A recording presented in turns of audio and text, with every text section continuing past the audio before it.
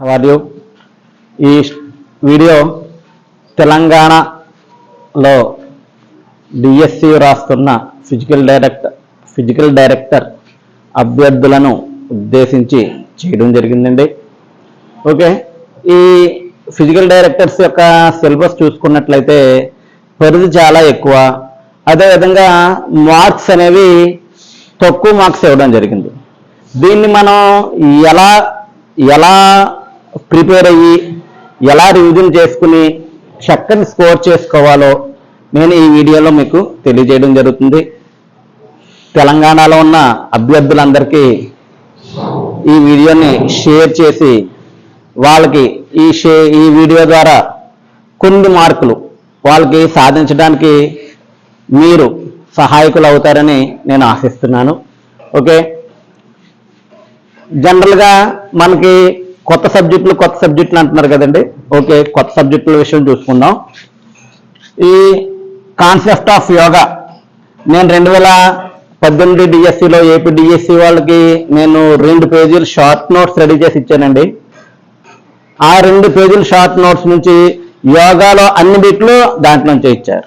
Okay, నా పిల్లలు achieve అయిన పిల్లలు మ్యాక్సిమం దాని నుంచి మంచి స్కోర్ చేయగలిగారు.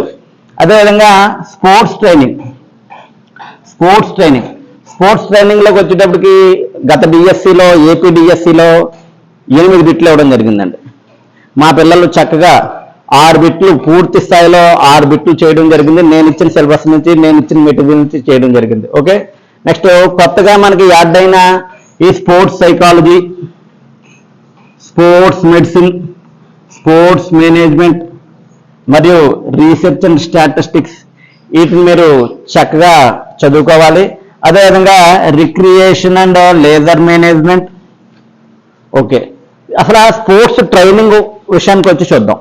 చాలా మందిని అడిగితే స్పోర్ట్స్ ట్రైనింగ్ వ్యాయామ విద్య బోధనా పద్ధతులు వేరండి, క్రీడా శిక్షణ పద్ధతులు వేరు. ఓకే, వ్యాయామ విద్య బోధనా పద్ధతులు వేరు, క్రీడా శిక్షణ పద్ధతులు వేరు.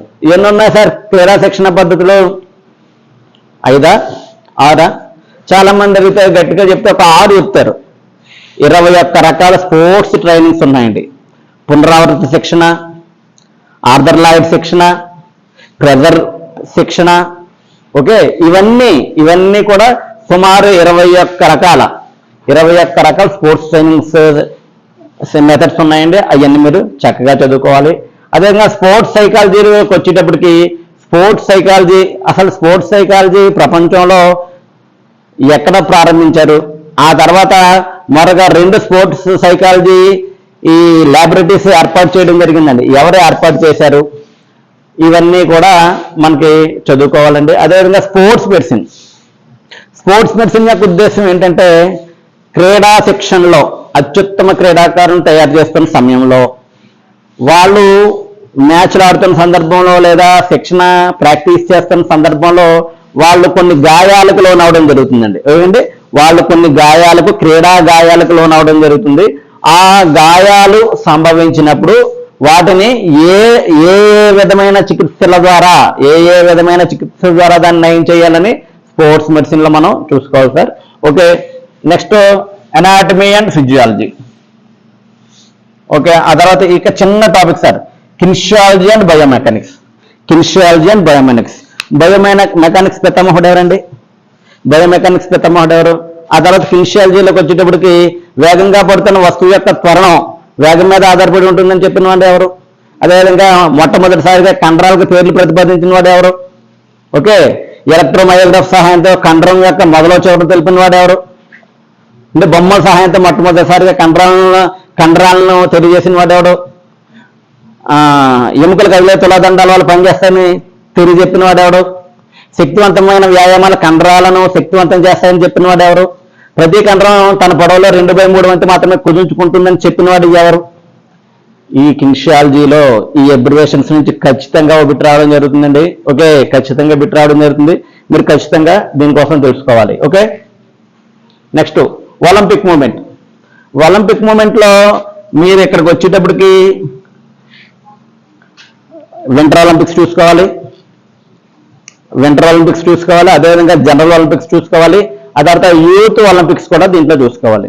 ఈ మూడాట్ల కోసం అయితే సమగ్రమైన డేటా మన దగ్గర ఉందండి. ఓకే, ఈ విధంగా మీరు చదువుకుని వెళ్ళినట్లయితే అసలు ఆ స్పోర్ట్స్ ట్రైనింగ్లో ఒక చిన్న సెక్షన్ మీకు చెప్దామనుకుంటున్నాను. అసలు స్ట్రెంత్ ఎన్ని రకాలు? Static strength, dynamic strength. Okay, static strength, dynamic strength. అదేవిధంగా ఐసోమెట్రిక్ చలనం, ఐసోటానిక్ చలనం, ఐసోకెనెటిక్ చలనం. ఏంటి? ఐసోమెట్రిక్ చలనం, ఐసోటానిక్ చలనం, ఐసోకెనెటిక్ చలనం. అదేవిధంగా ఐసోమెట్రిక్ చలనంలోకి వచ్చేటప్పటికి మళ్ళీ రెండు రకాలుగా కొన్ని భాగాలు ఉంటాయండి. ఐసోకెనెటిక్ ఏంటి? ఐసోకెనెటిక్లోకి వచ్చేటప్పటికి, ఐసోమెట్రిక్లోకి వచ్చేటప్పటికి మీకు మళ్ళీ గరిష్ట బలం, ప్రేలుడ్ శక్తి, స్ట్రెంత్, ఎండ్యూరెన్స్ ఇవన్నీ కూడా మీరు చక్కగా స్పోర్ట్స్ ట్రైనింగ్ దాంట్లో చూసుకోవాలి. ఓకేనండి. అసలు ప్లయోమెట్రిక్ ట్రైనింగ్ అంటే ఏంటి, అదేవిధంగా ప్రెజర్ ట్రైనింగ్ అంటే ఏంటి, పునరావృత శిక్షణ అంటే ఏంటి, ఆర్థర్లాయిడ్ మెథడ్ అంటే ఏంటి, ఆటోజెనిక్ మెథడ్ అంటే ఏంటి, ఇవి మనం ఖచ్చితంగా తెలుసుకుని మీరు ఎగ్జామ్స్కి వెళ్ళినట్లయితే దీంట్లో మీరు ఖచ్చితంగా సక్సీడ్ అవ్వడం జరుగుతుందండి.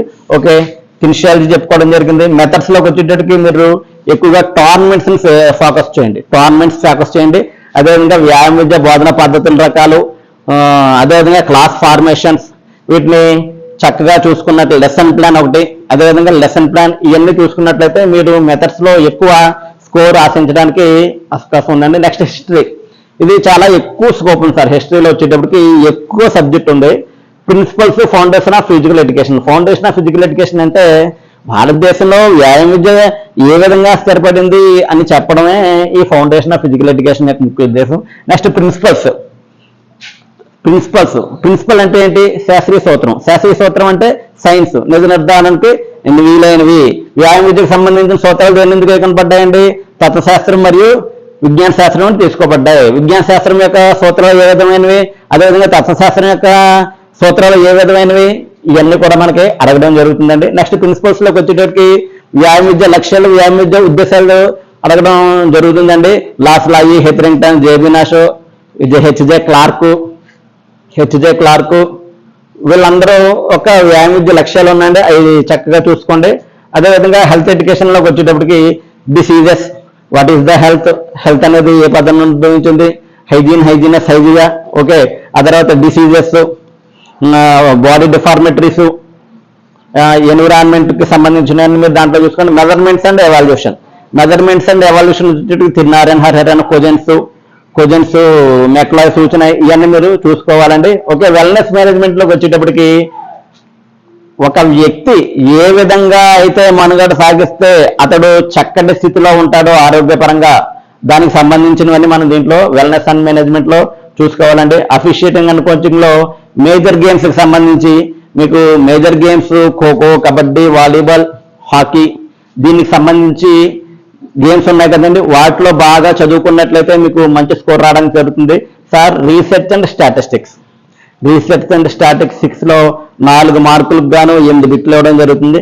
అసలు రీసెర్చ్ అంటే ఏంటి, రీసెర్చ్లో ఎన్ని భాగాలు ఉన్నాయి, ఏ రీసెర్చ్ ఏంటి, అంకగణితం అంటే ఏంటి, వ్యాప్తి ఏంటంటే, బహుళకం అంటే ఏంటి, మధ్యగతం అంటే ఏంటి, ఇవన్నీ మీరు తెలుసుకున్న తర్వాత వ్యాయామ విద్యకు సంబంధించిన కొన్ని సూత్రాలు ఉన్నాయండి. అవి చక్కగా చదువుకున్నట్లయితే మన తెలంగాణలో మనం మెటీరియల్ పంపడం జరిగిందండి చాలా మందికి.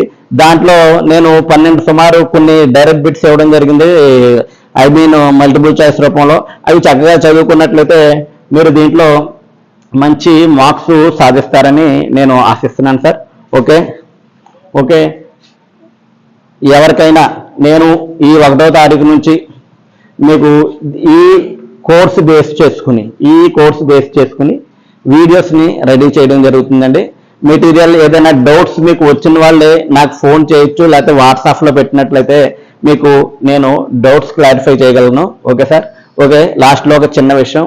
అసలు మనం ఇలా చెప్పుకుంటున్నాం కదా, అసలు ఈ డిఎస్సిలో మనం ఎన్ని మార్కులు సాధిస్తే మనం జాబ్ సాధించడానికి ఆస్కారం ఉంది, అది ఒక చిన్న క్యాలిక్యులేషన్ మనం క్యాలిక్యులేషన్ వేసుకుందామండి.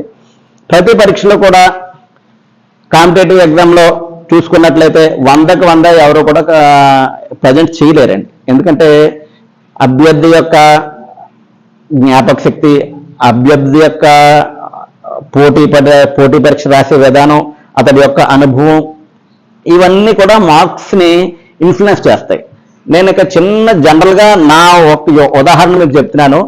ప్రతి ఎగ్జామ్లో కూడా ఒక 70 మార్కులు చేసుకున్నట్లయితే, నేను కంటెంట్ విషయంలో చెప్తున్నానండి. ఈ కంటెంట్ మనిషికి 80 మార్కులకు గాను 80ని నేను 70% చేస్తున్నాను సార్. 70%. ఇది ఇందులో 56 మార్కులు మనం కంటెంట్లో చేసుకున్నట్లయితే మనం చక్కగా అవుట్ ఆఫ్ 80కి 56 మార్కులు మనం చేసుకున్నట్లయితే రేస్లో ఉండడానికి ఆస్కారం ఉంది. అదేవిధంగా ఈ 20 మార్కులకి మనం 70% వేసుకుంటే ఈ యొక్క 14 మార్కులు ఈ 14 మార్కులు ప్లస్ 56 మార్కులు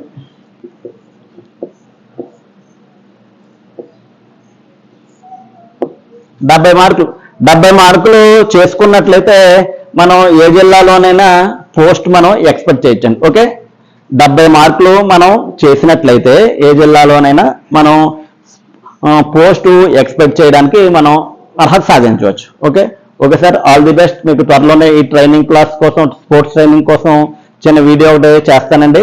అది వీడియో కొంచెం మీరు చూసుకున్నట్లయితే మ్యాక్సిమం మీకు స్కోర్ రావడం జరుగుతుంది. ఆ తర్వాత రీసెర్చ్ కూడా చేస్తాను. అదేవిధంగా కాన్సెప్ట్ ఆఫ్ యోగా ఇవన్నీ కూడా మీకు 1 by 1 నేను మీకు ఒక షెడ్యూల్ ఒకటి ఇవ్వడం జరుగుతుందండి. ఆ షెడ్యూల్ ప్రకారం మీరు చదువుకున్నట్లయితే మీకు మంచి స్కోరింగ్ రావడం జరుగుతుంది. ఏ టాపిక్స్ ఎలా చదువుకోవాలి, వారంలో రోజులు ఇవన్నీ ఎలా కవర్ చేసుకోవాలి, ఇవన్నీ నేను మీకు షెడ్యూల్ పంపుతానండి. అదేవిధంగా మనకు క్లాసులు జరిగే షెడ్యూల్ కూడా నేను చెప్తాను ఆన్లైన్లో సార్. ఓకే, మన వీడియోస్ కూడా నేను ప్రమోట్ చేస్తున్నాను. దాంట్లో కావాల్సిన ఎవరైనా నాకు వాట్సాప్లో పెట్టినట్లయితే వాళ్ళందరికీ వీడియోస్ పంపడం జరుగుతుందండి. Okay sir, thank you. అందరూ చక్కగా ప్రిపేర్ అవ్వండి. ఓకే, చక్కగా ప్రిపేర్ అయ్యి ఎగ్జామ్ చక్కగా ప్రజెంట్ చేసి ఈ తెలంగాణ డిఎస్సిలో మీరందరూ విజయం సాధిస్తారని ఆశిస్తూ థ్యాంక్ యూ. ఇట్లు మీ ఇబ్రహీం.